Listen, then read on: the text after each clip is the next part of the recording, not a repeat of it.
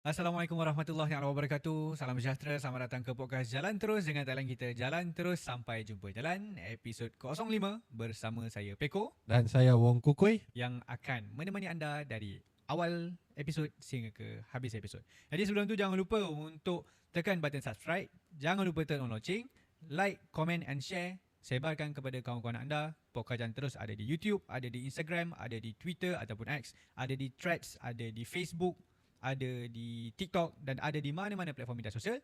So jangan lupa follow untuk mendapatkan info-info terkini dan episod-episod yang akan datang. Apa khabar Wong?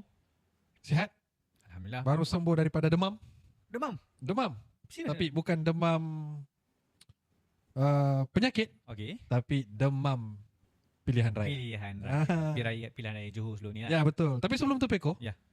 saya nampak baju kita hampir sama, tapi look same but different. Same but different. Tapi baju kau lagi lawa. Itu dah aku sedikit. faham. Sikit je. Baju ni memang lawa lah. Ini adalah baju keluaran Mandiri yang depannya berlogokan sulam, belakang kita ada set screen. Jadi kalau Wong nak dapatkan baju ataupun mana-mana yang tengok kita punya podcast ni nak dapatkan baju Mandiri. Mandiri sebenarnya bukan ada baju saja tau. Baju kita ada dua, satu oversize, satu normal size. Kita ada tote bag, kita ada stiker, kita ada animal macam tu, animal pin. So kalau nak dapatkan boleh datang ke Rumah Mandiri ataupun sekarang everything dekat Ujung Jadi, betul? Betul. So, boleh Kita ada dapat- kedai online. Kedai online. Boleh dapatkan dekat mana Wong? Kita boleh dapatkan di kedai.mandiri.my. Yes, Zack. Kita ada di social media. Kita baru sejak launching kita punya Kedai. kedai di Instagram. Instagram, betul? Jadi bolehlah cek di Instagram. Di masa akan datang kita akan keluarkan bukan hanya sekadar baju, tote bag dan produk yang disebutkan tadi, tapi akan macam-macam merchandise lagi. Kita ada banyak lagi lah nanti kita akan keluarkan. Ya, Betul. kita akan announce dan kita penonton boleh cek di social media kedai.mandiri.my. Alright. Okey. Ya Beko, Yes. macam saya sebut tadi lah kan, saya baru sembuh Dari demam. daripada demam, Hmm. tapi bukan demam penyakit, Mm. tapi demam pilihan raya negeri Johor. Betul. Jadi di sini kita mengambil kesempatan untuk mengucapkan tahniah kepada Barisan Barisan Nasional yang memenangi sebanyak 48 kerusi. UMNO memenangi 36 kerusi, MCA memenangi 8 kerusi dan MIC memenangi 4 kerusi. 4 kursi. Dan pilihan raya negeri Johor ni kan biarpun banyak parti yang bertanding, tapi keputusannya dilihat seperti hanya 2 penjuru. Betul. Antara Pakat. BN dan juga PH. Betul. Betul. Jadi PH memenangi 8 kerusi, iaitu DAP memenangi 6 kerusi, Amanah memenangi 1 kerusi dan PKR memenangi 1 kerusi juga. Tapi Wong, untuk pilihan raya negeri Johor ni, apa kalau pandangan Wong sendiri lah secara orang panggil apa, general lah kan, ataupun secara ringkasnya, adakah Wong sendiri sangka yang BN akan menang besar ataupun terkejut dengan kekalahan PH? Sebenarnya tidak terkejut pun dengan kemenangan Barisan Nasional sebab benda tu boleh dijangkakan. Tapi ada beberapa kerusi yang saya ikuti di rapat, iaitu kerusi Yong Peng dan juga kerusi Johor Jaya. Johor Jaya. Especially Johor Jaya sebab Johor Jaya ni kerusi yang Panas lah. dikatakan kerusi Walot DAP. Wallet DAP. Wallet DAP. Okay, wow. Dan sangat mengejutkan yang MCA berjaya merampas salah satu kerusi yang dipegang oleh Walot DAP. Okay. Jadi Johor Jaya dan juga Yong Peng ni kerusi yang mengejutkan saya lah. Saya katakan kerusi itu boleh dimenangi oleh penyandang, tapi MCA berjaya rampas. Okay, faham. Okay, Okay, kau pula rasa macam mana? Kalau- Kau tidak follow PRN Johor ni sebab kau terlalu follow rapat dengan demam Piala Dunia. kalau ikutkan tu saya memang lebih fokus kepada World Cup lah. Saya rasa malah buang masa tengok PRN Johor. Lebih baik saya tengok Jujur betul tu. Jujur, saya terpaksa jujur. Lebih baik saya tengok perlawanan Argentina yang Egypt yang agak mendebarkan. Yang tak tahu yang Argentina boleh comeback. Dari saya boleh sangkakan BN bakal menang besar di Johor dan memang menang besar. Dia betul saya sangka dan saya tak sangka satu je lah. Puteri Wangsa lah sebenarnya kan. Saya sangkakan Puteri Wangsa calon muda boleh menang. Tapi mungkin disebabkan atas faktor calon itu sendiri. Sebab Mazli Malik, Amira tidak bertanding, dia letak calon orang lain. orang lain betul, calon yang baru. Itu satu. Yang kedua mungkin juga sebab Mazli Malik Mazli Malik adalah yalah dia punya portfolio sebelum ni dia adalah bekas menteri dan sebagainya. Orang kenal dia lah. Yalah kan. So itu jadi boost factor lah kepada PH. Ini boleh jadi juga sebab Amira tiap bertanding. Mungkin Betul. pengundi mu Amira. Dan Betul. sebab Amira tiap bertanding, pengundi shifted Kepada Mazli lah kan. Mazli lah. Sebab dia nak tengok pada orang, ya kita bukan nak downgrade calon baru, tapi mungkin orang pandang yang Amira dah tak ada, boleh ke orang baru ni, ada Mazli Malik, Mazli Malik boleh ke kita usni Mazli, mungkin macam tu lah kan. Mungkin benda isu pilihan raya negeri di Johor, especially di kerusi Puteri Wangsa ni, kita boleh dibincangkan di episod yang akan datang. Betul. Tapi kita masih juga akan bincangkan tentang Pilihan raya Johor, pilihan raya negeri Johor ni, dan sebab itu kita menjemput salah seorang tetamu jemputan yang pakar dalam pilihan isu raya. pilihan raya. Betul. Dan sebelum itu, saya mau cerita sedikit lah kan Peko. Tetamu kita ni adalah salah seorang sahabat rapat kita. Dan pertama kali saya jumpa dia, tapi sebelum ni saya sudah kenal dia melalui social media lah, sebab dia Memang pernah tengok dia lah sebelum ni. pernah nampak dia dalam social media. Dan sebab dia salah seorang aktivis anak muda. Pertama kali saya berjumpa dengan dia, saya ingatkan dia ni orang Sabah. Saya tidak silap pertama kali bersua. Tentu jumpa kat mana? Pertama kali kami berjumpa, saya tidak ingat di mana. Tapi yang saya boleh ingat, kalau tidak silap, zaman Covid. Sebab dia menggerakkan kempen lawan ketika itu. Dia pertama kali kami jumpa cakap Sabah. Jadi saya kan dia orang Sabah. Dia pun tidak beritahu dia ni orang mana kan. Saya assume dia orang Sabah. Jadi untuk satu jangka masa yang agak panjang tu, baru saya tahu dia itu bukan orang Sabah. Dia itu orang asal Kedah. Kedah, betul. Tak, sebenarnya awal-awal saya kenal Saya kena dia scam lama juga dengan dia ni. Awal-awal saya kenal dia pun, saya pun ingat dia orang Sabah. Okey, tak apalah, tak kisahlah dia orang Sabah ke apa, tak peduli lah. Lepas tu tiba-tiba bila dia bercakap dengan saya tu, dia cakap hang orang mana? Macam apa hang ni, macam apa orang Sabah cakap hang ni? Jarang orang Sabah nak menggunakan bahasa lain. Biasa orang Sabah ni kau campak lah kat mana-mana pun dia nak cakap juga bahasa Sabah kan. Tapi orang Sabah ni tentu saya unik tu sini kan. Tiba-tiba dia cakap hang kan. Rupa-rupanya dia bukan orang Sabah. Orang Sabah cakap KL tu saya rasa mungkin biasa lagi lah. Tapi orang Sabah cakap Kedah tu agak agak pelik luar biasa lah. So Wong, kita berkenalkan kita punya tetamu khas kita pada hari ni, iaitu Kau kenalkan lah. Ashraf Sharafi, iaitu pengarah eksekutif Bersih. Apa khabar Cap? Alhamdulillah baik, terima kasih sahabat Sabah Hasan saya Kukui dan juga sahabat Kedah. Peko lah. Terima kasih Cap sebab sudi luangkan masa. Acap ni kita sampai ambil dia buat datang sini. Bukan dia datang sendiri tau. Kita pick up dia dari tempat yang kita perlu pick up dia. So memang begitu, kita hargailah Acap, kehadiran Acap hari ini. Okey Acap, hari ini kita nak membincangkan beberapa isu, antaranya adalah mengenai pilihan raya negeri Johor. Sebab itu Acap dekat Johor berapa minggu? 2 minggu? Lebih kurang pantauan bermula lebih lama lah. Lebih lama sebelum lepas pembubaran biasanya kita dah pantau sampai habis lah. So boleh kata the whole campaign tu ada kat sana lah kan? Betul.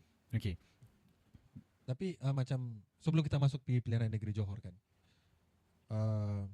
mungkin penonton tidak berapa kenal siapa Ashraf, dan mungkin Ashraf boleh ceritakan sedikit latar belakang Ashraf, macam mana Ashraf boleh terjebak dalam dunia aktivisme selepas tu. Sebab saya kenal Acap ketika yang saya kenal Acap betul-betul ketika Acap menggerakkan kempen lawan kan. Tapi mungkin sebelum tu sebelum tu mungkin Acap ada terlibat benda-benda gerakan-gerakan rakyat ni yang ramai orang tidak tahu. Mungkin Acap boleh ceritakan sikit lah. Ya, kalau ikutkan sebab apa macam Wong sebut tadi kan, the first day jumpa saya tu lebih kurang dengan saya ni orang Sabah, sebab memang saya start aktivisme di Sabah lah. Di UMS, di Universiti Malaysia Sabah. Suara mahasiswa UMS juga? Sebelum lagi. Sebelum. Lagi suara mahasiswa ni baru betul. Saya lagi senior. Saya zaman pro mahasiswa. Okey. Dah lama lah pro mahasiswa. Saya start dengan gerakan pro mahasiswa lah. Tapi di UMS saya di KK, di Kota Kinabalu. Masa tu kami belum ada pro mahasiswa. Pro mahasiswa di Sabah ni dia mula dengan di Labuan. Labuan, tapi di Semenanjung dah ada lah, di UM lah. UKM. Kemudian baru sampai ke Sabah lah. Jadi saya bermula aktivisme saya dengan gerakan mahasiswa. Masa tu lah, of course, bila gerakan mahasiswa ni banyak isu yang kita fight. Masa tu sekitar 2008 lah sampai 2012 begitu. Mungkin kalau sekarang, kalau ketika itu adalah pada saya mungkin zaman kebangkitan gerakan mahasiswa di Malaysia lah. Selepas mungkin beberapa lama. So itulah kebangkitan semula. Jadi arus di Semenanjung tu dia dia tidak mempengaruhi gerakan mahasiswa di Sabah lah.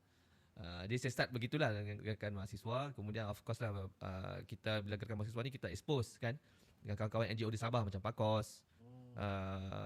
Masa tu mungkin PAKOS lah yang banyak membantu gerakan mahasiswa bagi tempat untuk meeting dan sebagainya. Sebab PAKOS community based kan. Jadi dia ada tempat lah. Saya pernah pergi Pakos tapi jauh kan. Macam mana Ya, travel daripada UMS pergi ke Jadi macam PAKOS? biasa, zaman tu kalau sekarang di Sabah ni mungkin motor ni biasa, tapi zaman tu jarang kita nampak nak nampak apa ni orang naik motor. Oh, serius Betul, zaman tu kurang. Jadi kalau naik motor tu berkemungkinan besar orang Semenanjung. Jadi macam saya lah. Sebab tentu orang Sabah tak naik motor disebabkan terlalu mahal ke? Bukan sebab keperluan jalan raya Sabah zaman itu lampu tiada kan. Jadi kebanyakan paling-paling pun kancil lah. Tapi sekarang ni dah banyak lah jenis motor. Jadi kita naik motor lah ke PAKOS. Dari KK ke Pinapang tu agak jauh lah. Mungkin kurang lebih setengah jam lah. Lebih kurang. UMS lah. Setengah jam kalau setengah jam 40 minit. Tapi ni setengah jam jalan Sabah. Kalau setengah jam bagi saya masih dekat lagi lah. Tapi kau bayangkanlah kau jalan setengah jam jalan macam bulan. Jalan macam truk lah. Tapi begitulah. Tapi bukan di PAKOS tu adalah, tapi banyak meeting kita ni di dalam kampus ataupun di kedai-kedai makan. Begitulah mahasiswa di Sabah ni belum ada orang yang nak menampung ataupun membantu sangat gerakan ketika itulah.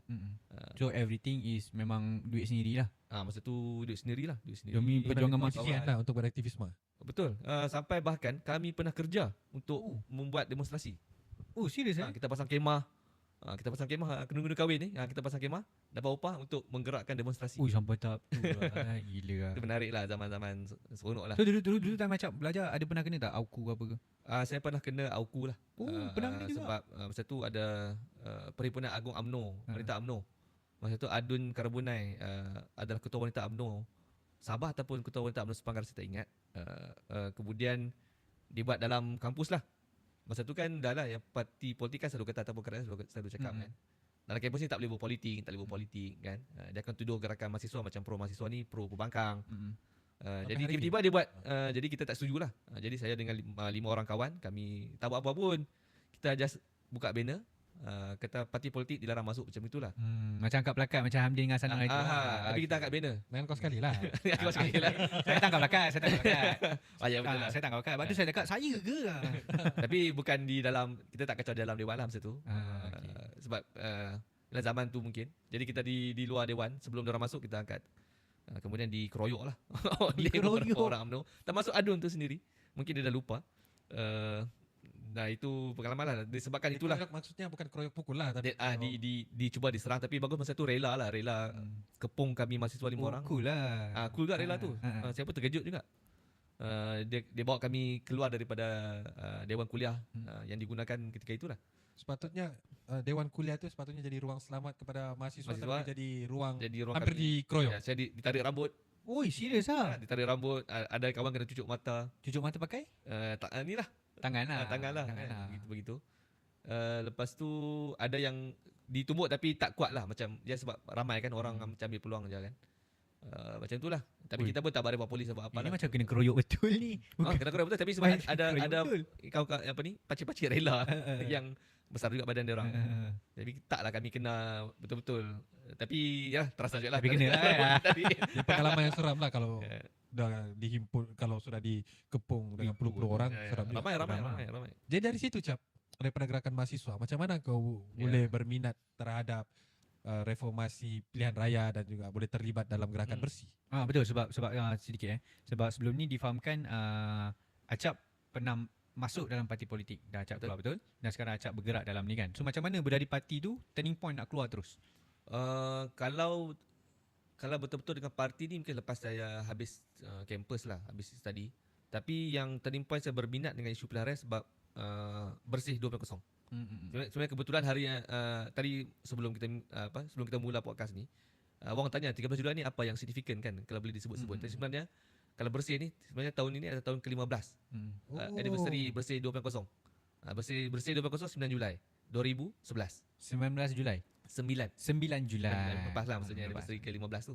Oh. Jadi saya start berminat tu sebab tiba-tiba ada gelombang bersih ni kan. Walaupun di Sabah tiada lagi lah, tapi sebab kita follow gerakan mahasiswa di Semenanjung kan, dan mereka pun turut terlibat dengan gerakan bersih lah, SMM, Gamis kan masa tu. Jadi saya terlibat masa tu, kebetulan cuti SEM. Jadi saya pun balik ke Kedah, dan disebabkan bersih saya bukan, masa tu plan saya tak mau balik lagi. Saya tak nak balik ke Semenanjung lah, sebab biasanya kalau cuti SEM di Sabah ni, kalau cuti pendek sangat tu saya tak pulang lah. Saya stay di Sabah, buatlah gerakan-gerakan kan di Sabah. Tapi sebab bersih 2 saya balik dan saya jual saya punya CPU. Masa tu CPU lah, tiada laptop. CPU tu apa? Oh, CPU yang komputer tu. CPU komputer dengan skrin saya jual sebab nak beli tiket flight balik untuk bersih. Sampai tahap tu. Dah berkosong lah. Jadi sebab tu dah berminat, sebab beberapa tuntutan bersih tu yang saya kata ni boleh membersihkan ataupun mewujudkan satu padang yang lebih sama rata lah untuk parti-parti politik bertanding, dan mungkin boleh membaikkan demokrasi. Itu mungkin pandangan saya ketika itulah. Jadi saya nekat lah, try juga pergi, walaupun yalah keluarga tak bagi apa semua, masih mahasiswa, Student lagi masih student. So kita pergilah. Lepas tu barulah saya join parti lah, habis campus saya join PAS, kemudian join Amanah. Tapi di antara selang masa tersebut, sebelum saya join PAS pun ada beberapa gerakan lah yang kita buat atas nama anak muda. Kita tubuhkan masa tu, ini mungkin orang pun dah tak ingat dah, mungkin kita buat gerakan gegar. Ada 2 gegar, satu gegar di Kelantan untuk royalty, Kelantan Terengganu kot. Lepas tu gegar Sabah lah, gerakan anak muda tuntut perubahan. Ini sebelum 2013 lah. Sebelum 2013, pihak 2013. So kita buat gerakan tu lah, kita pun ada 11 tuntutan masa tu. Yalah semua tuntutan lah, infrastruktur, internet, autonomi, kemudahan lah basically. kemudahan betul. So kita banyak gerakan kempen-kempen yang demokrasi juga, hak asasi, lawan atas sultan, lawan ISA, lawan TPPA masa tu. TPPA tu apa? Trans-Pacific Partnership Agreement. Masa tu presidennya Obama, Presiden US Obama, dia buat TPPA ni lah. Dia cuba seolah-olah macam satu free trade lah, perjanjian dagang yang bebas lah Antara Malaysia lah. Malaysia dan beberapa banyak negara. So tapi kita nampak gerakan tu macam neo-colonialism, penjajahan bentuk baru lah, TPPA ni. Jadi kita pun gerakan mahasiswa, lepas tu ialah gerakan kiri melawan kan, banyaklah parti-parti politik ketika itu, Pakatan Rakyat pun melawan TPPA. Kita pun cuba sebab masa tu ada satu sidang TPPA ni di Sutra Harbour, di KK lah. Ya, Sutra KK. Persidangan ke-10 ke-14 saya tak ingat lah persidangan ke berapa, sebab dia orang nak kena ratify beberapa perkara kan dalam TPPA. Jadi kita tak setuju TPPA ni, jadi kita pun hari yang sama dia bersidang, hari tu je kita pergi. Dan bulan puasa masa tu. Bulan puasa. Bulan puasa. Jadi kamu buat demo lah. Kami buat demo di depan pintu masuk TPPA. Sutra Harbour. Sutra Harbour. Kita tak masuk dalam Sutra Harbour lah, kita masuk kita di luar je Gate lah. depan lah. Macam depan je lah. gate depan rumah mandiri lah. Macam di luar. Tapi gate dia ke dalam lagi lah. Cuma kita nak sambut delegasi negara-negara Malaysia kan. Negara lain, Malaysia, Jepun. Adalah media Jepun yang ada situ. Jadi kita pun yalah kita protes lah. Angkat plakat, angkat banner bulan puasa, dan saya ditangkap.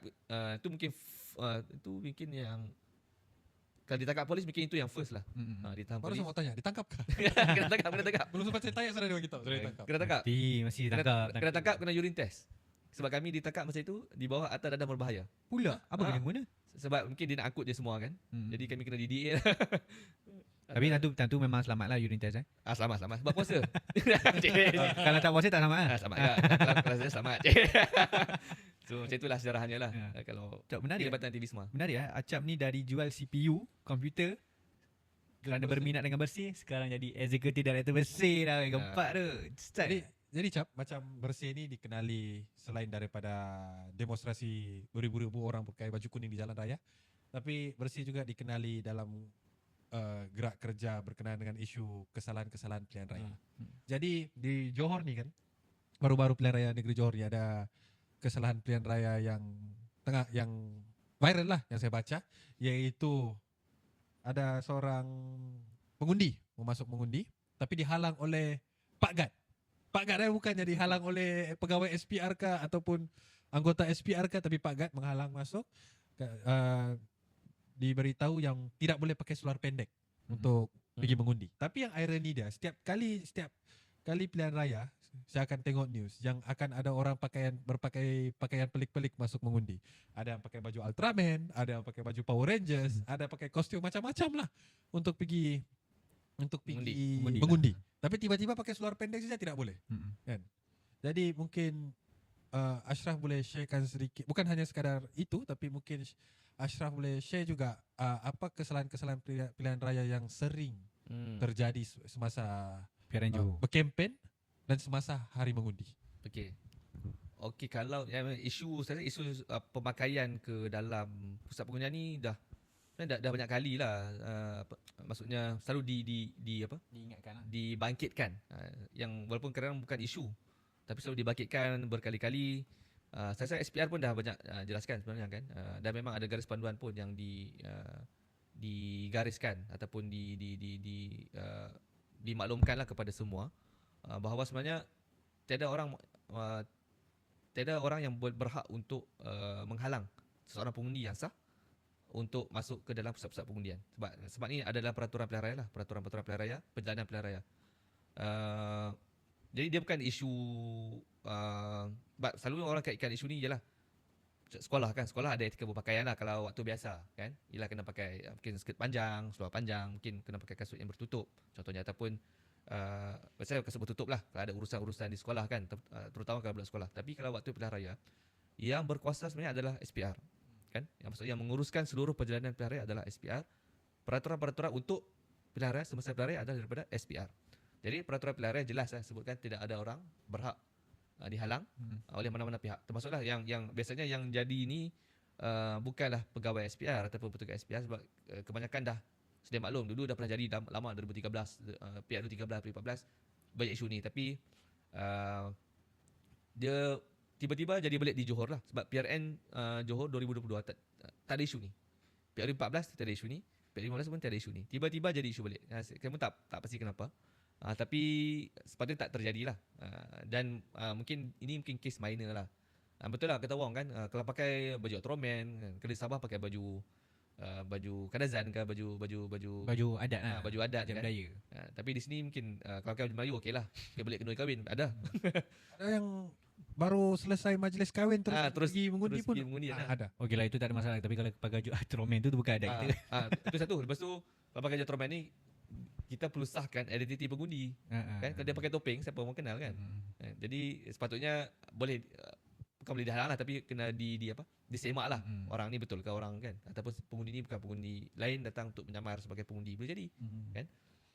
Tapi kalau dia memang ada dalam senarai daftar pemilih untuk mengundi, dia tak boleh dihalang masuk lah. Dia pakai seluar pendek ke, pakai slipper ke, pakai skirt ke, pakai singlet ke, dia tak boleh dihalang lah.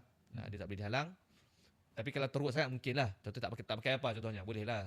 Mungkin Pak Agad ataupun pegawai SPR sana, nasihat pakcik ataupun abang kakak tolong balik dulu, pakai baju dulu, datang balik untuk keselesaan kot, keselesaan pemilih lain lah. Saya ingat lagi ada ucapan salah satu MP di dalam parlimen yang berbunyi, kalau tak mau pakai apa pun tak apa. Tapi kalau tak kenal MP tu aja. Tapi kita tidak perlu lah sebut MP tu siapa. Tapi dalam pilihan raya ni tidak boleh lah kan, tidak boleh lah. Tapi at least dia tak boleh halang lah, mungkin boleh minta balik dulu tukar pakaian yang bersesuaian. Tapi kecuali kalau bajunya ada contohnya logo parti, tak boleh. Ataupun bahan-bahan kempen yang macam calon, gambar calon tak boleh, logo parti tak boleh. Pakai topi parti tak boleh. Bawa botol air parti tak boleh. Stiker parti atau apa-apa yang boleh dijadikan sebagai berkempen tak boleh lah. Maksud kalau pakai tu mungkin itu sebagai kempen lah. Dia ingat sebagai kempen lah. Memang tak boleh masuk apa-apa logo. Sebab tu dalam saluran pengundian ni kosong kan. Memang tak nampak logo-logo parti lah. Even kalau macam kadang-kadang mungkin KTM ni ataupun penyedia pusat pengundian ni, dia mungkin keliru sikit. Kadang-kadang meja polling agent agent tempat mengundi pun kadang dia letakkan logo-logo parti sebab dia nak distinguish kan. Ni meja parti apa, ni meja parti apa kan. Tapi sebenarnya tak boleh. Tak boleh. Jadi biasanya kalau jadi begitu, kita biasanya pemerhati dan kita akan maklum kepada SPR lah. SPR akan maklumkan kepada KTM untuk cabut lah logo-logo tu lah. Logo tu boleh muncul ketika tamatnya mengundi dan semasa pengiraan. Tamatnya kempen boleh. Masa kempen last boleh lah. Maksud saya kalau di dalam pusat pengundian cap, kan kalau sudah sekolah tu sudah tutup, tamat masa mengundi, bila mau kira undi tu kan Ya letak betul. logo kan. Ya itu Jadi okeylah. untuk masukkan Ya, kertas dalam undi dalam tu. dulang tu. Ya. Ya itu boleh lah. Kalau masuk masa perkiraan undi memang kena dulang tu kena ada label lah, iaitu label parti lah. Parti ataupun bebas lah kan. So, Cap, Tapi ya. bercakap pasal kesalahan ketika mengundi ni. Tadi kita dah cakap kepada tentang pengundi atau rakyat itu sendiri. Sepanjang pilihan raya Johor, ada tak kesalahan-kesalahan yang berlaku ke atas orang yang bertanding tu? Contoh bagi duit ke, katanya oh ni adalah sumbangan kan. Sebab saya ada tengok video viral kata ni adalah sumbangan apa semua kan. Tapi sebenarnya itu adalah politik wang, rasuah sebenarnya. So ada banyak tak isu-isu sebenarnya berlaku dan apa kata akan bersih? Tapi sebelum tu Jap, mau tambah sikit soalan tu. Yang paling popular sekali setiap kali pilihan raya akan datang, tidak kira lah siapa akan jadi kerajaan, akan ada timbul isu menggunakan jentera kerajaan Betul. untuk berkempen. Betul. Tidak kisahlah siapa yang jadi kerajaan kan, benda ni akan sentiasa timbul. Kan mungkin Betul. mungkin orang luar kan dia nak macam penonton mungkin dia pun tidak faham macam yang okey apa yang kesalahan menggunakan jentera kerajaan kan. Mungkin kau boleh ceritakan sikit. Memang kesalahan paling popular lah sepanjang tempoh pilihan raya ni. Sebab macam bersih kita mula perhatikan pilihan raya macam saya sebut tadi lah. Selepas pembubaran, walaupun secara teknikal kalau sekarang atas pilihan raya, atas kesalahan pilihan raya, tempoh rasmi berkempen tu adalah selepas pendamaan calon. Sebab tu baru jelas siapa nak bertanding apa semua kan. Tapi bagi kita sebenarnya lepas pembubaran tu dah mood politik kan. Orang dah mood politik. Orang dah tahu dah siapa nak bertanding kan. Parti pun dah mula bergerak lah untuk berkempen walaupun secara tak rasmi. Dan inilah loopholes lah ataupun satu gap ataupun jurang lah dalam undang-undang kita sebenarnya. Teknikal betul. Secara teknikal tidak ada ataupun belum lagi menjadi satu kesalahan pilihan raya untuk menggunakan jentera kerajaan. So dia beginilah. Kita sekarang dalam keadaan unik lah selepas 2018 kan. Kemudian Sheraton move. Sebab apa? Apabila dibubarnya DUN contohnya kan, macam di Johor. DUN bubar, jadi kerajaan negeri Johor dah tak ada. So, jadi dia akan jadi mood caretaker lah, kerajaan sementara kan. Tapi kerajaan di peringkat persekutuan masih ada kan, dan perlu berfungsi, betul tidak kan? Betul. Jadi macam mana etika yang sepatutnya lah. Jadi macam bersih, kita buat clear cut kan. Kalau macam pilihan raya negeri Johor, walaupun ada kerajaan persekutuan tak boleh menggunakan jentera kerajaan untuk berkempen, mengumumkan peruntukan yang khusus. Banyaklah kita jumpa. Contohnya bersih pun dah keluar 2 statement sebenarnya. Memang ada berlaku lah kat sana itu? Ada. Okey. Ada. Satu, kalau ingat ada satu menggunakan RTM untuk kempen ataupun menayang kempen ceramah Pakatan Harapan. Satu kita keluar statement. Kemudian Menteri Pengangkutan ada umumkan peruntukan untuk komuter ke KTM ke di Johor dengan bagi voucher lah untuk 3,000 pengundi ataupun 3,000 orang, voucher RM50. So memang ada, memang berlaku dan bukan di peringkat Pakatan Harapan sajalah. Bahkan Barisan Nasional. Biasanya kesalahan biasa ni adalah buat majlis TVET. Kan? Buat majlis kerajaan ataupun agensi kerajaan. Panggil tapi dalam tu berkempen. Kan? Sama ada bawa calon datang ataupun dia lah suruh undi parti saya ataupun jangan undi parti lain. So kesalahan biasalah tu. Jadi sebenarnya rampant lah. Pilihan raya Johor ni sebenarnya saya mungkin lebih banyak daripada pilihan raya Sabah. Dari segi penggunaan jentera-jentera kerajaan dan semua-semua kerajaan lah. Umum peruntukan, guna majlis-majlis. Dan bersih pun kita memang dah identify dah. Biasanya ada beberapa kementerian yang kita tahu dah. Bila bubar DUN atau parlimen ni, kementerian ni lah yang akan buat kesalahan ataupun dia akan menggunakan jentera untuk kempen. Adakah macam tadi Acap kata kan, kalau bubar je memang kita tahu kementerian ni akan buat. Adakah di setiap kali PRN atau PRU memang kementerian tu akan buat? Kementerian tu akan buat. Kita dah tahu dah. Kita dah mark lah. Kementerian mana Cap? Kami mau tahu juga. Statement yang selalu kita keluar, yang pertama kita tahu KPKT. KPKT setiap kali pilihan raya lepas, tapi dia pandai sikit lah. Dia buat ni sebelum pendamaan calon. Mungkin dia dah tahu dah, dia pernah buat selepas pendamaan calon. Tapi kita attack, lepas tu dia baiki strategi dia. Apa yang dia buat sebenarnya? Umum peruntukan. Sama ada peruntukan baru ataupun tidak, satu hal lagi lah. Tapi ada yang kita detect sebagai peruntukan baru sebab kita terpaksa juga tally ataupun check dengan bajet kan. Ada tak bajet-bajet yang dah diluluskan di Dewan, dia cuba umum balik. Ataupun ini pertukaran baru. Ataupun janji nampak bagi ada juga yang macam ni KKLW lah, boleh nak menguruskan PPRT dan sebagainya kan.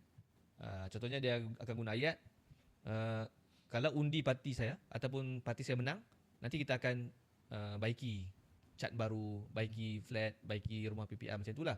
So ayat-ayat macam itulah yang kita anggap ni dah menggunakan sumber kerajaan kan, ataupun bagi syarat kan. Sepatutnya itu tak boleh, sebab itu tugas dia. Tapi sebab dia bagi bersyarat, jadi kita anggap itu sebagai satu penggunaan lah atau salah guna sumber kerajaan. Sebab tu kita datangkan dengan 3C. To know kalau apa-apa agensi kerajaan persekutuan, contohnya dalam Kerajaan Johor kan, kalau dia nak buat program jugalah, katalah terpaksa jugalah, walaupun kita tahu lah kenapa tak buat dulu kan, tapi tak apalah, katalah kena buat jugalah, dah rancang alasan, dah rancang lama sebagainya. Kita bagi 3C peraturan dia. Apa tu 3C? 3C, satu, agensi tu tak boleh no campaign. No campaigning campaign, lah. okay. Tak boleh berkempen langsung, tak boleh buat calon, tak boleh ada bendera, tak boleh sebut langsung pasal pilihan raya, tak boleh kempen untuk ataupun sebutlah kena undi parti saya ataupun undi parti kami. No campaign, no condition. Macam saya cakap tadi lah, kalau berjanji contohnya, kalau parti aku menang, baru aku akan baiki, baru aku akan buat sekolah, baru aku akan dia macam tu. So dia bagi pengaruh tidak wajar lah, undue influence kepada pengundi. Yang ketiga adalah no candidate lah, tak ada calon lah. So kita bagi 3C lah untuk kerajaan persekutuan. Macam 3N cap. Kenapa tak letak 3N? Sebab no campaign, no condition, no candidate. Alright. Bahasa Inggeris lah. Okay, accepted lah. Accepted. So itu paling banyak lah, lebih rasuah ada. Okay. Tapi agak susah macam bersih, agak susah kita nak detect lah. Dan selalu kita cakap kalau rasuah ni lebih baik mana-mana pihak yang memang terima ataupun nampak maklumkan polis satu, kemudian boleh bawa ke petition lah. Sebab satu-satunya cara untuk menghentikan adalah petition pilihan raya. Ya. Okay, faham cap. Okay, mungkin ada soalan yang terakhir cap. Sebelum kita rehat, kita akan wrap up, kita legakan tekak kita dan sebagainya. Kemenangan besar di Johor, especially Barisan Nasional, adakah kita pandang itu disebabkan mereka berkempen menakut-nakutkan rakyat menggunakan isu-isu sentimen seperti kehilangan kuasa Melayu dan sebagainya, atau sebenarnya itu adalah sign kepada keruntuhan kerajaan Pakatan Harapan? Adakah ada cakap begitu? Siapa cakap? Yang menggunakan sentimen perkauman di Johor. Ada. Antaranya macam itu yang Onafis kata tu kan. Dia ada kata juga kan. Yang saya baca KJ di Negeri Sembilan, bukan di Johor. Tapi yalah, secara general dia pilihan raya ni bila dimainkan sentimen political of fear kan, menggunakan kaum. Betul? Ya. Saya punya pandangan macam ni lah. Penggunaan beberapa elemen kapital perkauman dan keagamaan tu ada. Bahkan saya 2 hari atau 3 hari, 2 hari kot sebelum apa nama ni, sebelum PRN, hari pengundian lah, sebelum hari pengundian, ada statement daripada Tok Guru Jadi pasal nak pilih gembala lembu atau gembala oing-oing. Gembala gizi lah. So, itu ada konotasi yang bangsa lah, kan, ataupun boleh bahkan agama. Yes. Satu kan, ada dimainkan sentimen. Satu juga adalah sentimen, saya pun tak pasti kenapa, tapi ada juga sentimen terhadap migran Rohingya contohnya, ada dimainkan, walaupun bukan oleh player politik lah, tapi sentimen-sentimen tu sama ada coordinated ataupun saya tak pasti, tapi agak banyak. Di Johor itu? Di Johor. Okay. Dikeluarkan.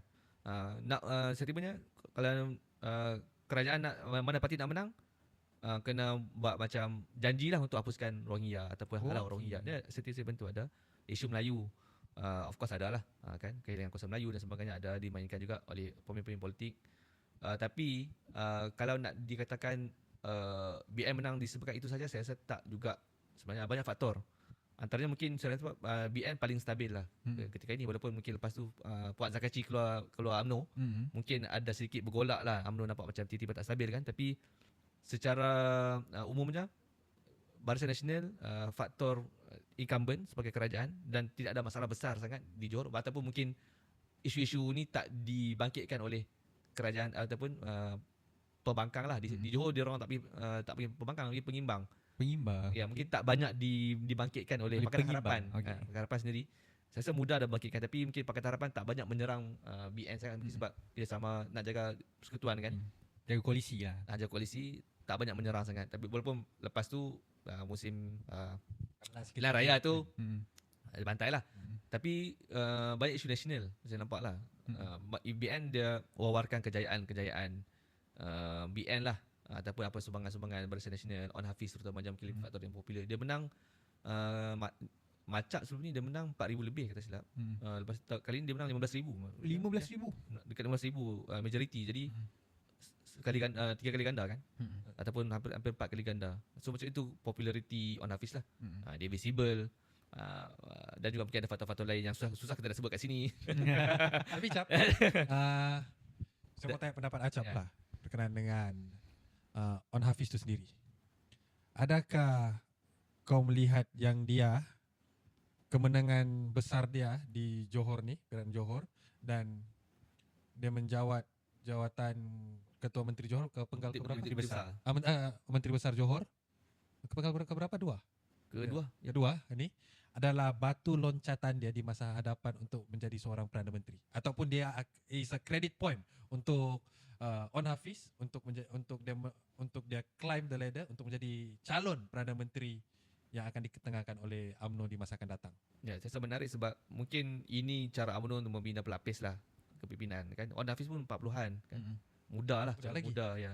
Boleh jadi walaupun mungkin nak kena langkah banyak orang lagi lah untuk JPN, tapi tak mustahil lah. Tak mustahil untuk dan mungkin itu strategi UMNO lah kot kan, untuk wujudkan bahawa kami ni masih ada orang-orang muda yang boleh mengganti kepimpinan. Dibawa ke atas lah. Tapi banyak langkah lagi lah.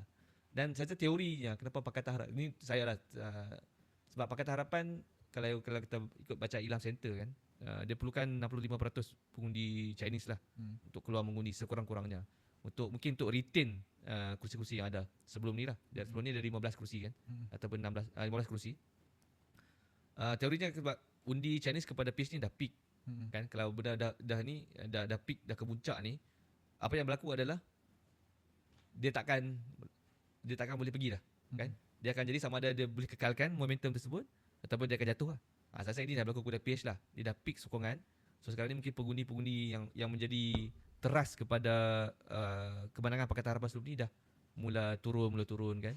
Dan juga swing anak muda lah. Saya rasa swing anak muda kepada BN mungkin lebih, kempennya mungkin lebih menarik hati kan. Nampak humble contohnya. Ataupun undi strategik lah. Strategic voting lah. Mungkin fikirannya negeri kita bagi BN, mungkin persekutuan kita akan bagi parti lain contohnya lah. Saya tak pasti sebab belum PRU. Tapi boleh jadi pengundian strategik yang begini juga boleh jadi. Terutama mungkin pengundi Cina kan, yang lebih kalkulatif dalam bila nak mengundi ni. Dia mungkin based on sentiment ada, tapi lebih strategik lah apa yang boleh menguntungkan pengundi lah. Betul. Okey Acap, terima kasih Acap untuk ulasan di segmen pertama ini. Kita ada lagi di segmen yang kedua. Jadi sebelum tu kita berehat sebentar, kita legakan tekak kita dulu. Jumpa di segmen seterusnya.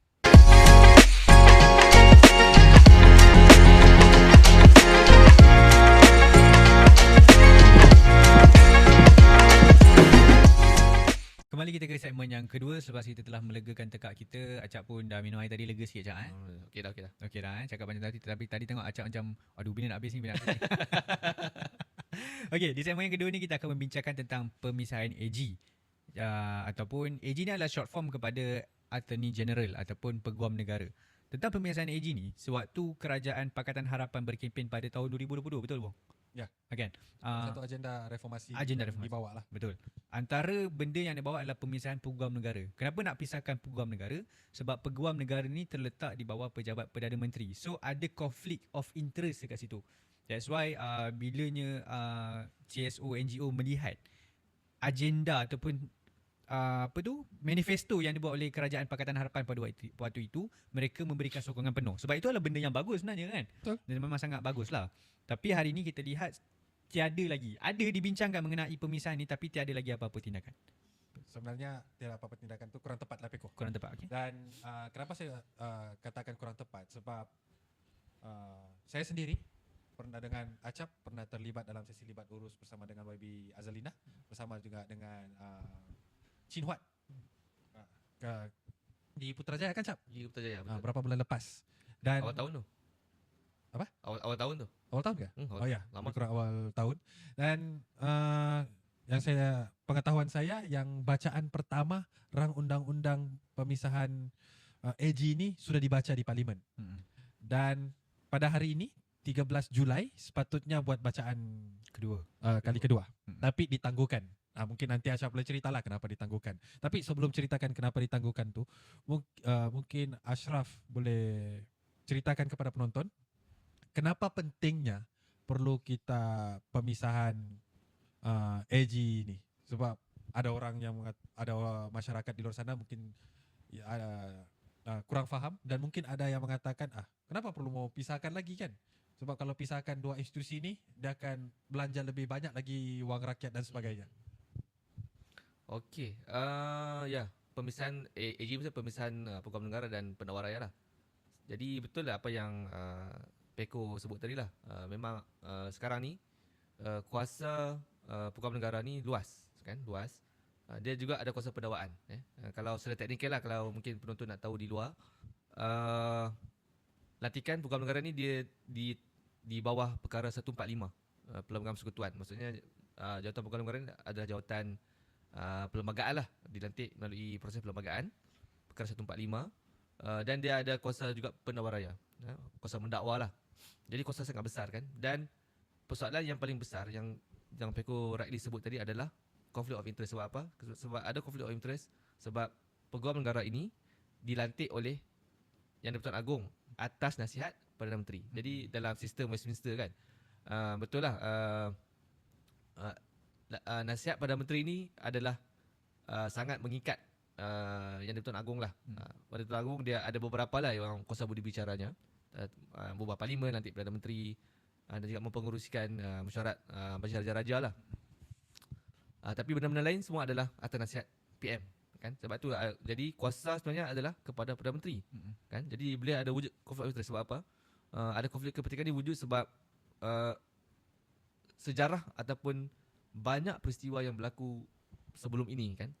Bukan zaman Anwar je lah, zaman Najib. Mungkin paling obvious mungkin yang kalau sebaya kita sekarang ni mungkin kita ingat zaman Najib lah, dengan kes YNDB kan. Apabila timbul ataupun berbangkitnya kes YNDB, program negara ketika itu nak siasat YNDB dan katanya dah selesai pun kertas siasatan tu dan implicate Najib lah. Apa Najib buat? Dia berhentikan lah. Tapi dia tak bertindak secara direct lah kan. Dia bagi alasan program negara ketika itu dah tak sihat, jadi dia pun resign. Tapi kita tahu lah itu ada tekanan politik. Itu taktik dia lah. Taktik dia lah. Ya.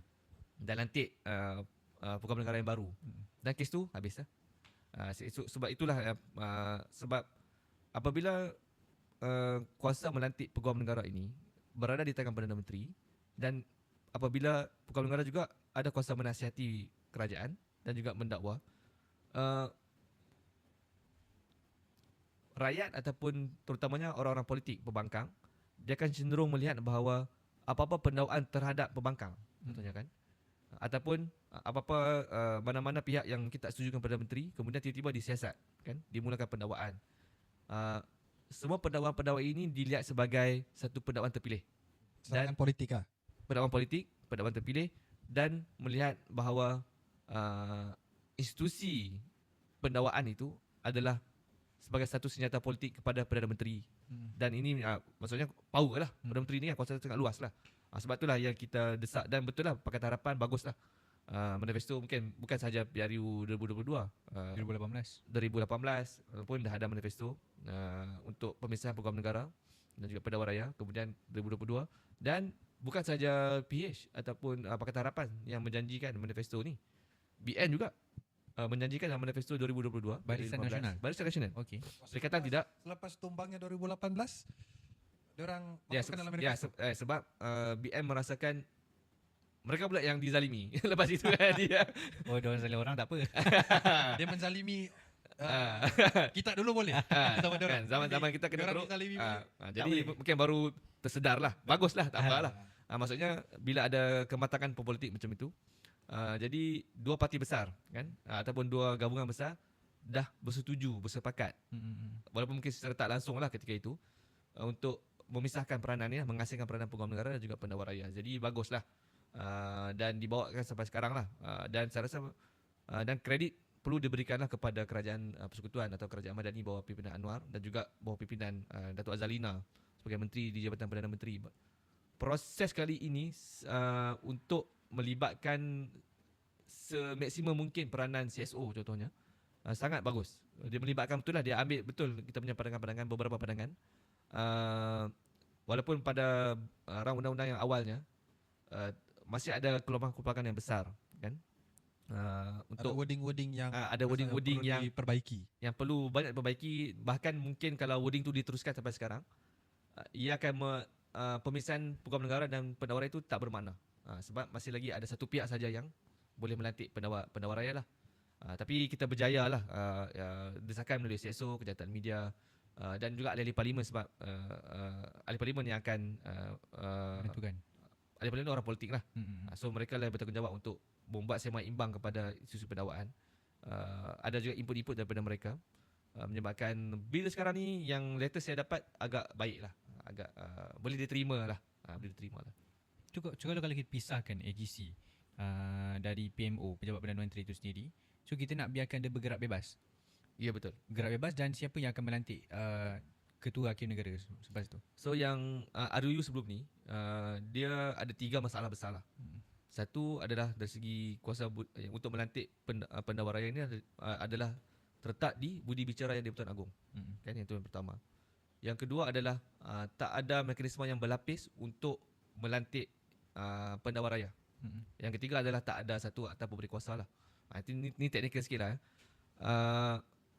Apabila kita mengesyorkan ataupun mendesak untuk pengasihan kuasa antara pendakwa raya dan pegawai negara, isunya adalah sebab ada satu individu ataupun satu pihak yang memegang kuasa besar kan untuk melantik pendakwa raya. Dengan budi bicara agung sebenarnya isu itu tak selesai.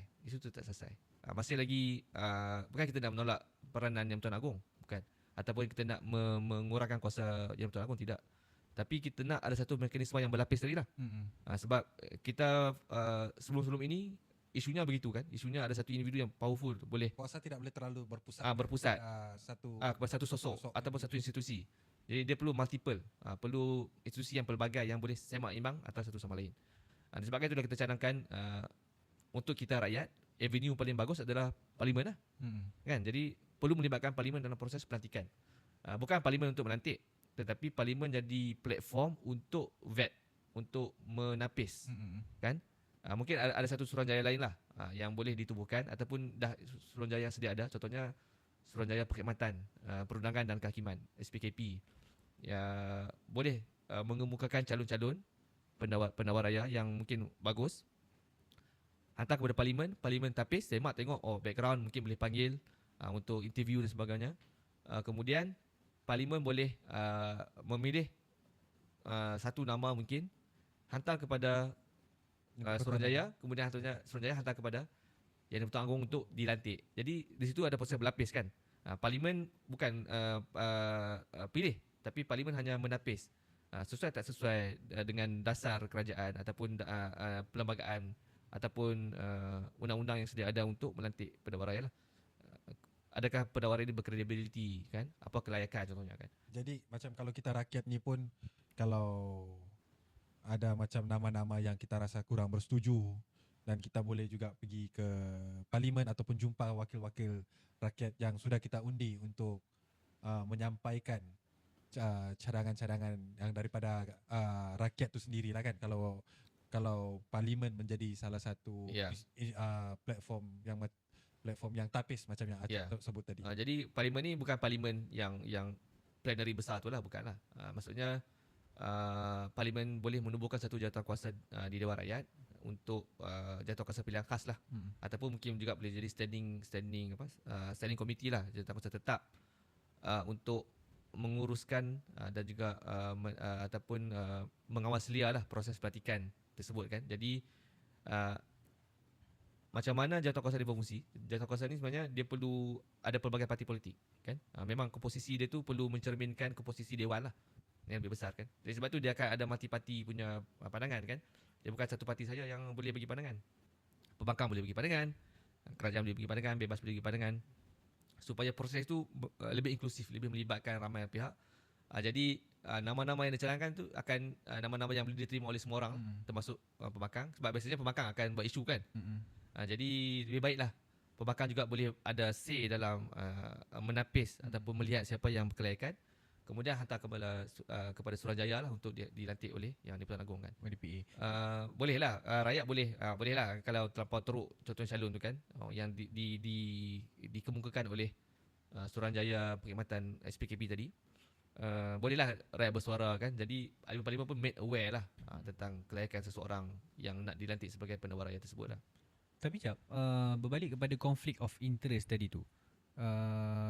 Sebagai Acap adalah seorang eksekutif director bersih. Bersih ni biasanya selain pada banyak melihat ataupun menilai kesalahgunaan kuasa di pilihan raya dan sebagainya kan.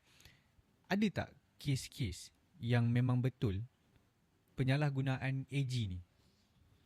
Sebab dia di bawah jabatan Perdana Menteri kan. So basically kuasa itu di Perdana Menteri. Ada tak kes-kes sebelum-sebelum ni ke Mungkin salah guna kuasa? Mungkin Pekos boleh bagi contoh lah kan. Isu Zahid Hamidi. Betul? Dia ada berapa? 47? 47 kes. 47 kes. Kes betul. Dan di DNAA Dan NFA lah. dan NFA. Begitu saja. Betul? Kan? Dan kita banyak kritikan yang dilontarkan seperti yang Peko sebut tadi lah, ini adalah penyalahgunaan kuasa AG. Sebab yalah, macam Acap sebut tadi, AG di bawah lantikan Perdana Menteri dan Zahid Hamidi adalah timbalan Perdana Menteri. Sudah berduduk sebaris bersama dengan Perdana Menteri, tiba-tiba pendakwaan tu ditarik balik. Ya betul lah tu. Itu kes paling jelas lah. Kalau mungkin dalam ingatan saya rasa mungkin penonton, itulah kes paling jelas lah. Sebab memang Zaid Hamidi, sebab kes Zaid Hamidi ni dia dah masuk stage prima facie. Maksudnya pembelaan lah. Maksudnya mahkamah dah arahkan Zahid Hamidi untuk membela diri di mahkamah kan. Dan sepatutnya kalau Zahid Hamidi boleh tirus sadik lah kot kan. Maksudnya lawan lah. Sampai selesai kes kan, 6 tahun lah. Tapi malangnya AG yang berkeputusan untuk DNAA lah. Dan kemudian Zahid minta untuk NFA, no further action kan. Dan sebab itulah kuasa AG/penawar raya lah. Sebab penawar raya ada kuasa untuk memulakan dan menghentikan atau menangguhkan menghentikanlah pendakwaan dan ditarik balik tanpa alasan. Dan mahkamah menegur AG kenapa perlu tarik balik sedangkan dah profesi dan membazirkan masa mahkamah dan sebagainya lah. Sebab itulah carangan bersih. Bukanlah kita nak tarik kuasa pendakwaan, walaupun pemisahan ni berlaku kan, AG masih ada kuasa untuk pendakwaan kan, ataupun menarik balik pendakwaan. Tapi apa yang perlu ada mekanisme untuk menjadikan AG lebih beraccountability. Satunya, apa-apa kes yang besar lebih-lebih lagi, kalau dia nak tarik balik macam DNA lah, dia nak bagi DNA kepada mana-mana politik, mana-mana orang yang melibatkan kes kepentingan awam. Sebab kes Zahid ni kepentingan awam kan. Dia ada Yayasan Budi dia tu kan. Ada 2 kes dia sebenarnya, tapi tak apalah. Jadi dia perlu bagi satu justifikasi. Sekarang ni tak perlu. Sebab tu bila media tanya AG, dia tak bagi apa-apa justifikasi sebab dia tak perlu. Kan? Dia hanya itu kuasa dia akan sebut ini kuasa di bawah perkara 145. Dia tak perlu tu maksudnya dia kena ada tapi tak wajib ataupun memang tak perlu langsung. Dia tak perlu bagi apa-apa justifikasi. Okey. Sebab itu tarik balik. Itu kuasa dia. Kan? Itu kuasa dia. Okey. Mahkamah tak boleh halang. Memang dah ada judicial review pun, tapi yalah 145 adalah kuasa peguam negara. Jadi mahkamah tak dipersoalkan lah. Mahkamah boleh sebut macam yang disebut bila nak DNA lah. Kenapa bazirkan masa mahkamah dan berapa lama kan. Macam itulah. Jadi itu kes paling jelas lah yang ni. Sebab tu kita nak kena reform jugalah bab ini.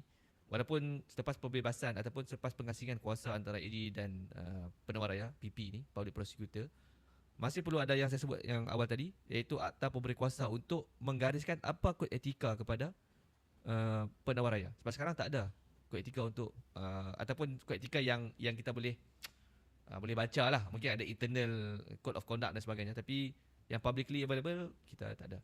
Jadi perlu ada atau kuasa ni. Contohnya kalau dia nak pergi DNA, katalah lepas ni Zahid kena dakwa balik contohnya lah kan. Kemudian penawaran nak tarik balik DNA, dia kena bagi justifikasi dan laporan tu perlu diserahkan kepada Parlimen. Jadi biar rakyat tahu bila serahkan kepada Parlimen, laporan tu akan made public kan. Jadi kita rakyat kita boleh menilai betul atau tak betul tindakan PP ni kan. Siapa yang mengawal betulnya lah ataupun yang mengarahkan. So dia terpaksa bagi justifikasi yang kuat untuk kenapa sesuatu tindakan tu diambil. Sekarang ni dia tak perlu.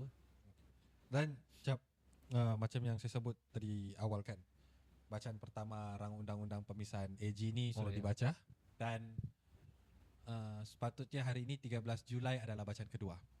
Dan saya melihat ada satu posting Facebook daripada ada seorang ahli parlimen. Posting tersebut bertulis RUU pemisahan kuasa peguam negara dan penawar raya yang memerlukan undi 2/3 majoriti yang sepatutnya dibentang esok, bermaksud hari ini. Sebab posting ni semalam tiba-tiba dimaklumkan ditangguh. Dan saya rasa persoalan ni bermain di fikiran kita lah kan. Kenapa tiba-tiba ditangguh dan banyak spekulasi mengatakan yang disebabkan PRN Johor lah dan sebagainya. Tapi daripada hari pertama yang Acap memang terlibat secara langsung berkenaan dengan pemindahan RUU ni kan. Apa sebabnya ditangguh?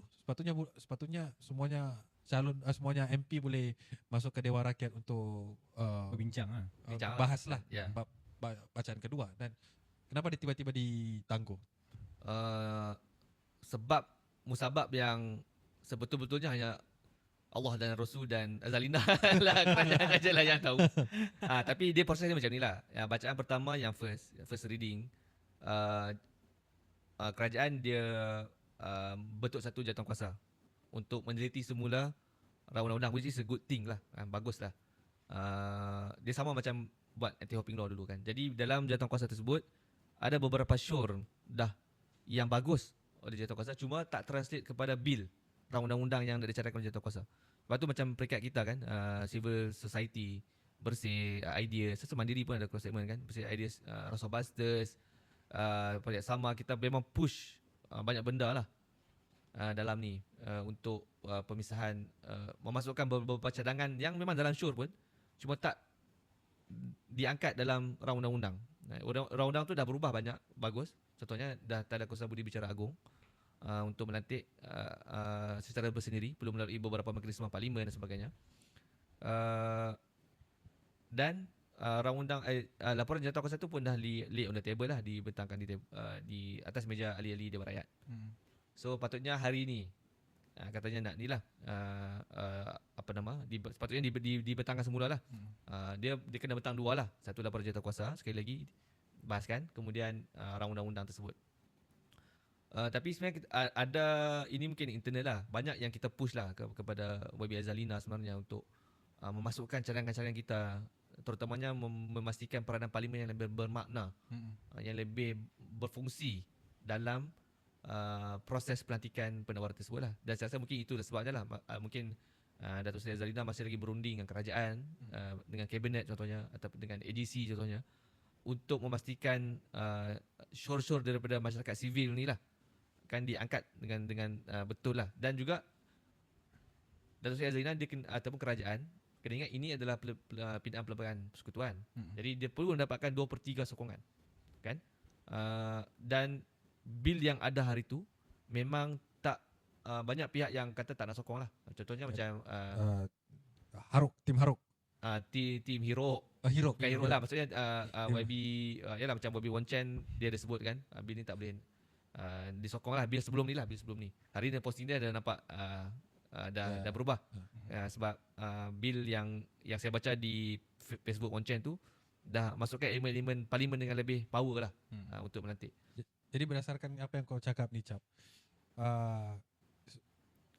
sebenarnya ianya benda yang bagus lah, sebab rang undang-undang ni tidak dibuat secara terburu-buru, tidak secara bulldoze seperti mana rang undang-undang sebelum ni banyak. Ada beberapa rang undang-undang bulldoze kan, atau pemerintahan parlimen kan, macam pindaan perlembagaan berkenaan kewarganegaraan itu buat secara bulldoze. Dan apa yang YB Azalina buat ni, dia mendengar cadangan-cadangan daripada masyarakat sivil dan ahli parlimen yang lain lah dia buat.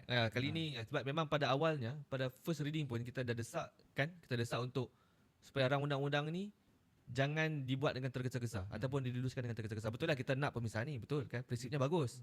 Tapi orang kata the devil's in the details lah, kan? Kita memang kena teliti betul-betul satu-satu benda ni, dan memang banyak lah. Saya rasa kita melaburkan banyak masalah untuk meneliti betul-betul orang undang-undang ni, dan baguslah Azalina dah kerajaan kabinet pun setuju untuk ataupun adakah proses yang lebih baik kan. Kalau orang undang-undang ni lulus, saya rasa lah, pandangan saya lah secara peribadi, kalau orang undang-undang ni lulus, ya, ini adalah satu-satunya rang undang-undang yang paling progresif dan yang paling inklusif lah, kan? Prosesnya dan sebagainya. Sebab banyak rang undang-undang yang kita tahu. Sebenarnya ada sebelum ni, mungkin kalau kita boleh ingat masa RUU ni 18 lah, yang tu saya rasa yang prosesnya yang bagus. YB Menteri ketika itu Sadiq lah. Dia memang banyak melibatkan ahli parlimen yang lain. Kemudian arah undang-undang anti lompat parti itu pun sama, macam tu Tan Sri Wan Junaidi, Menteri Undang-Undang. Sebelum Madani kan? Sebelum Madani. So bila Madani ni mungkin dia dah belajar selepas Akta Perkhidmatan Parlimen dan Akta Kewarganegaraan, bila tak melibatkan CSO, pandangan-pandangan ahli parlimen yang lain dengan lebih baik, rang undang-undang yang diluluskan pindaan tu dia tak betul-betul orang kata apa? Tak firm lah. Tak reform pun. Dia tak reform. Dia asal boleh dia buat ada lah. tapi dia tak reform pun.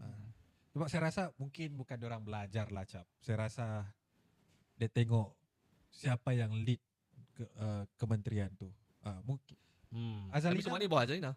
Azalina itu semua sebut. YB Azalina ni bukan daripada parti yang mengangkat agenda reform. Ya, betul. Tapi gerak kerja dia bersama dengan rakan-rakan daripada parti-parti yang mengangkat agenda reform ni yang merealisasikan agenda reform.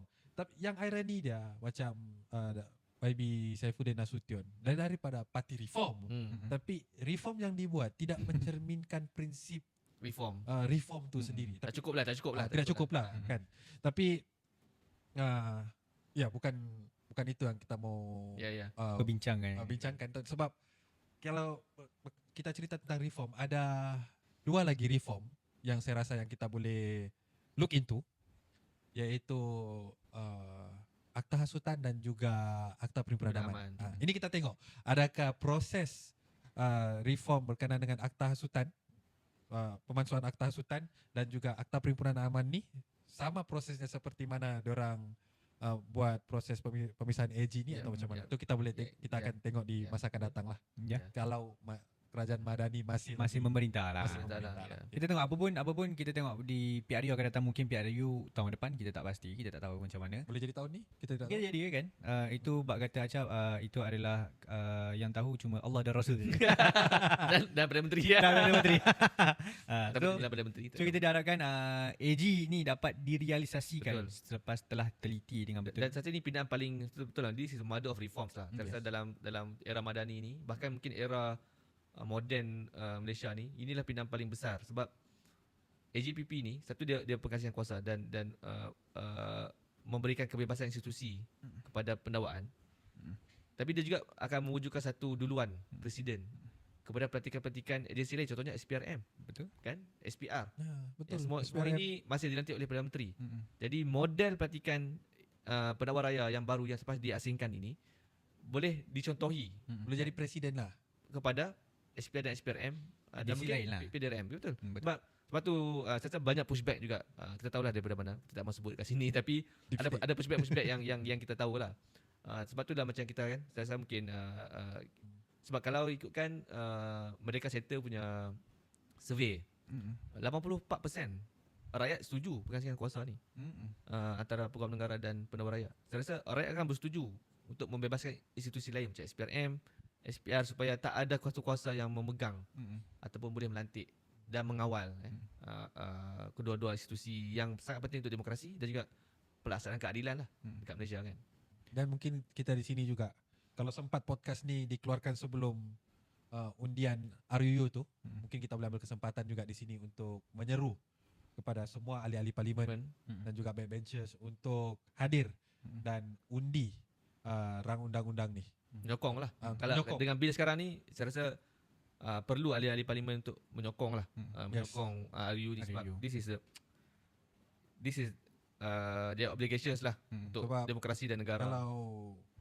kita tidak tahu bila akan pilihan raya. Yeah. Jadi saya rasa this is It's the a right time time lah. lah. It's the time to Yeah.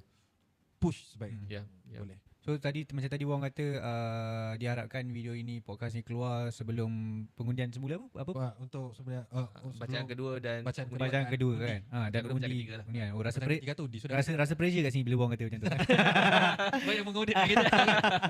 Okay, itu saja untuk segmen yang kedua. Kita ada lagi soalan-soalan yang menarik dan tertarik, yang panas di segmen yang ketiga ni nanti. Kita berat sebentar buat kali yang kedua. Ciao.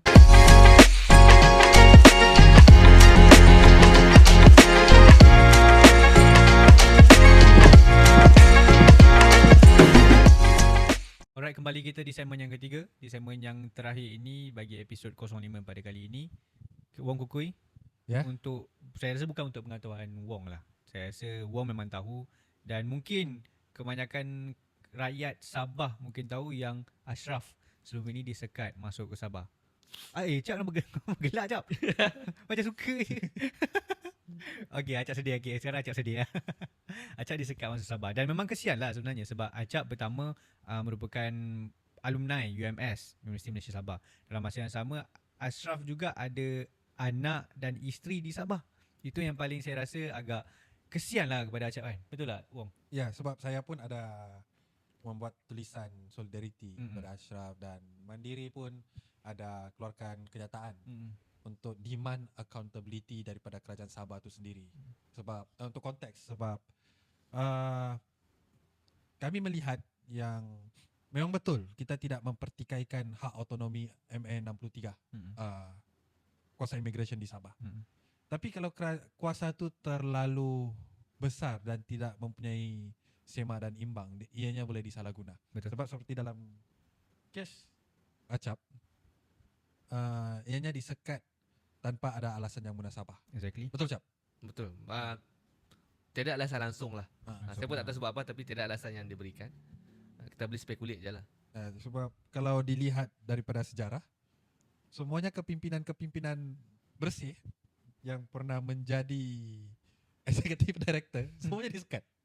Adakah juga executive director di masa akan datang kalau Ashraf sudah pencen akan disekat juga untuk masuk bukan hanya di Sabah tapi juga di Sarawak. Itulah betul lah orang cakap kan. Yalah, sebab saya memang tinggal di Sabah lah. Walaupun memang bekerja di sini, tapi saya berulang sebenarnya setiap bulan pun. Sejak 2000, saya kahwin 2017, sejak itulah. Berulang? Dari 2017 berulang ke Sabah, KL lah, Sabah KL. Untuk yalah bagi isteri orang sana, dan rumah pun memang ada di sana lah. Dulu menyewa. Cakap pun orang bercakap bahasa Sabah. Itu Itu yang saya ingatkan Acap orang Sabah. Yeah. But memang saya di Sabah dari 2008 kan. Study bergaul dengan orang Sabah. Jadi yalah kita pun terikutlah di sana kan. Kalau cakap dah kau tak faham pula kan. Aku kenapa budak ni kan. Tapi anak-anak Acap pun memang lahir di Sabah juga. Anak-anak pun lahir di Sabah. Hospital Likas. Hospital kanak-kanak Likas. Hospital wanita dan kanak-kanak ada di Likas. Dua orang. IC12 ada H. Isteri orang Baja Tuaran. Dan kami berumah di Tuaran lah. Berumah di Tuaran. Jadi yalah kita pun terkesan lah sebenarnya kan, kenapa sebab tiada alasan yang diberikan. Dan kita pun tak ada cara, betul lah orang cakap, kita taklah mempertikaikan mana-mana kuasa, terutama MH63. Bahkan pada zaman awal-awal aktivisme saya pun banyak isu yang saya bantu suarakan dan menggambling tenaga kawan-kawan anak muda ketika itu adalah isu otonomi kan. Isu MA63 lah. Mungkin waktu tu isu MA63 ni belum lagi terlampau famous kan. Masa tu mungkin baru, kalau orang yang penonton ingat, penonton Sabah terutamanya, arwah Zainal Ajmain kan. Ni waktu-waktu itulah dia jadi macam guru kepada kami jugalah untuk berbincang tentang MA63, apa peranan, kenapa ada kuasa immigration diberikan kepada Sabah dan Sarawak. Cuma perbincangan ni tak meluas macam orang cakap, iaitu sampai ke tahap apakah mekanisme accountability kepada kuasa tersebut. Sebab setiap kuasa perlu dipertanggungjawabkan. Itu asas lah dalam demokrasi kan. Memanglah ada section atau immigration, section 63 ataupun 66 tentang kuasa Ketua Menteri untuk menghalang mana-mana pihak lah. Tapi ada satu section lagi 67 iaitu mana-mana aktiviti berpolitik yang sah dikecualikanlah untuk dihalang masuk lah. Begitulah. Dan kita pun sekarang ni di peringkat kita tak pasti arahan tu daripada siapa lah. Jadi kita boleh spekulate kan. Cuma saya rasa mungkin ke depan ini satu benda yang perlu orang Sabah sendiri bincangkan lah. Saya dilihat sebagai orang luar lah, walaupun mungkin isteri orang Sabah dan anak-anak di Sabah, ada orang Sabah juga. Tapi perbincangan tentang kebertanggungjawaban terhadap sesuatu kuasa itu sangat-sangat penting. Walaupun selepas ini mungkin contohnya dapat 40%, kan? Saya setuju tentang 40% pemberian kepada Sabah semula kan. Selepas Peko tidak setuju kan? Sebab Peko orang Melaya. Melaya kan. Jangan duduk-duduknya tu. Berkati tu duduk. Boleh sama ni. Sama. Tapi contohnya dengan dana yang masuk lepas ni mungkin bilion kepada perbendaraan Sabah, perlu ada mekanisme accountability kan. Setiap autonomi yang diberikan itu perlu ada accountability. Apa mekanismenya, apa prosesnya. Saya rasa itu yang paling besar lah yang saya rasa ada. Yang saya kata ini memang satu benda yang sangat saya sebut dalam posting awal saya tu, saya dizalimi lah. Saya tak tahu kan, sampai baru tahu. Tapi yang lebih besar juga adalah bagaimana memastikan kebertanggungjawaban itulah. Dan kita cakap ini bukan sebab nak berpolitik, tapi sebab itu adalah prinsip kita sebagai mungkin aktivis demokrasi kan, hak asasi manusia.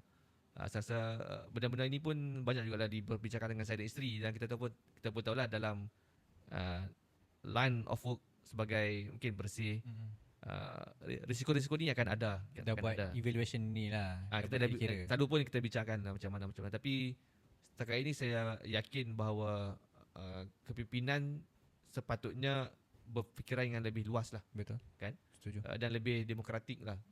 Sekarang ni zaman yang dah lagi terbuka lah. Semua orang pun dah cerdik, semua orang pun dah ada akses kepada maklumat kan. Dah boleh berfikir sendiri bagaimana untuk ataupun dah boleh cari maklumat sendirilah dan buat keputusan berdasarkan maklumat yang ada kan. Jadi elemen yang perlu ada adalah tentang kebertanggungjawaban, accountability, yang dah tak boleh sembunyi-sembunyi macam dululah. Saya rasa itulah poin yang paling mungkin pengajaran aku yang kita boleh saya sampaikan lah kepada semua lah. Ya, saya tengok ternampak satu video, ada sosok wanita ini komen ke atas acap, nama saya tak sebut lah. Dia kata ayat dia lebih kurang macam ni lah. Bila kita dah tahu ada keluarga, dah jadi ketua keluarga, patutnya fikirlah apa tindakan kita tu. Perempuan tu kalau tidak silap dia adun. Saya rasa. Dia kata kita tidak perlu sebut adun mana kan. Siapa yang nampak video tu tahu. Saya pun nampak tu video. Dia kata macam tu, fikirlah, janganlah buat suka hati kan. So mungkin Acap dah tengok dah video tu. Mungkin Acap boleh berikan komen kepada dia. Saya kita bersih pernah engage ke? Rasa bersih tak pernah engage lah dengan dia. Dia warisan lah dulu. Dia warisan dia. Tapi tak apalah. Betul lah. Saya fikir lah. Memang saya fikir pasal keluarga, dan keluarga kami pun selalu berbincang lah pasal ni pun. Cuma isunya adalah, adakah apa yang saya buat tu bercanggah dengan undang-undang? Itu satu lah. Okay. Sebab untuk menghalang mana-mana orang lah masuk yang dibenarkan secara undang-undang, macam saya sebut tadi, Seksyen 67, perlu ada justifikasi lah. Betul kan? Dan sampai sekarang saya belum ada justifikasi tersebut. Dan sepatutnya sebagai seorang adun mungkin dia lebih faham lah perlembagaan satunya. Kemudian akta-akta yang berkaitan dengan hak-hak Sabah, tentang autonomi Sabah, dan juga saya rasa paling penting adalah bagaimana prinsip untuk mempertahankan rakyat yang terutamanya dan demokrasi. Mungkin politik ni boleh tak yang nombor 2 lah kot. Di posisi tersebut saya rasa lebih baik fikir tentang bagaimana nak mempertahankan rakyat dan menilai lah. Mungkinlah kita tak berapa suka kan, mungkin yalah buat bersih, kita attack semua. Lepas Kerja Pakatan Harapan naik, kita attack, masa warisan pun kita serang. Tidak kira siapa. Kalau kita rasa itu mungkin tak selari dengan prinsip prinsip pelihara bersih dan adil, prinsip melawan rasuah, kita akan suarakan. Betul. Kan? Kita bukan nak berpihak kepada mana-mana kan. Betul. Kalau dilihat berpihak tu mungkin sebab kita tak senang lah dengan kritikan-kritikan tersebut. Tapi tak apalah. Demokrasi, kita tak harap semua orang suka kita pun. Cuma jangan menggunakan alasan tersebut lah untuk mengatakan bahawa saya tak berfikir tentang anak-anak, tentang isteri. Bahkan apa yang kita buat ni untuk masa depan lah. Pada saya lah kan. Kesian tau Acap sebenarnya. Dia boleh kata macam tu Acap. Acap nak balik tu, dia bawa roti gardenia tak nak bagi kat family dia. Sebab dia tengok kan, saya tak Acap, aduh mak, kesiannya. Mana begitu juga, itu jugalah bila pemimpin politik ni dia terlalu memikirkan kuasa Betul? dan mempunyai mindset yang feudal sehingga hilang peri kemanusiaan. Kan? Sebab kalau kita tengok di social media juga Cap, saya banyak sebab isu Acap disekat masuk ke Sabah ni menjadi perbincangan yang hangat di social media, especially di kalangan rakyat Sabah, dan ramai yang rakyat Sabah yang marah juga. Dia katakan macam yang kenapa kau sekat orang biasa, sedangkan hak Sabah yang terang-terang sudah dicabuli sekian lama, hak 40% tu dinafikan setelah sekian lama. Individu-individu yang mencabuli hak rakyat Sabah ni yang sepatutnya disekat. Betul. Bukannya rakyat yang bersuara. Faham tak? Dia macam yang Faham. yang kenapa kau sekat dia kan? Dia ni cuma menyatakan Fight for the right lah basically. Dan saya pun nak balik je. yang lawan isu rasuah kan.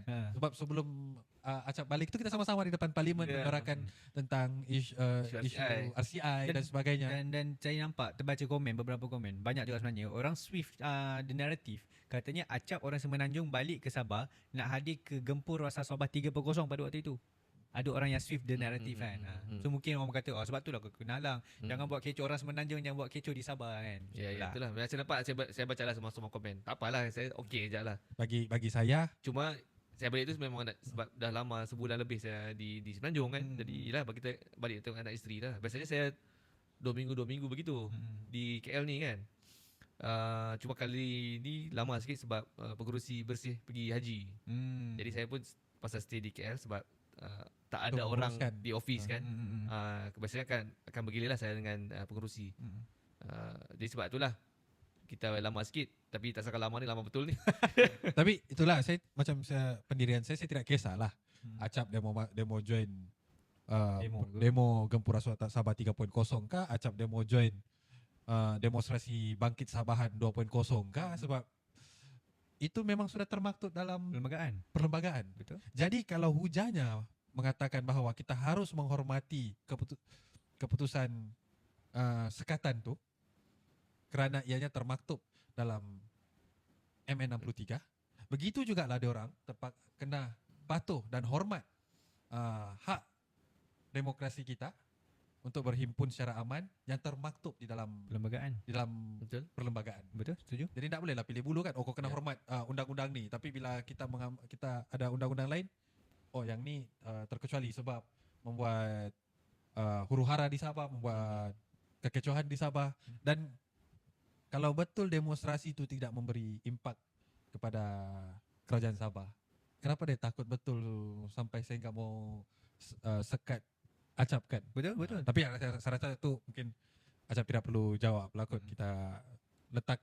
Kita biarkanlah untuk kalau siapa-siapa daripada kalangan diorang yang menonton ni, betul, biarlah diorang yang jawab.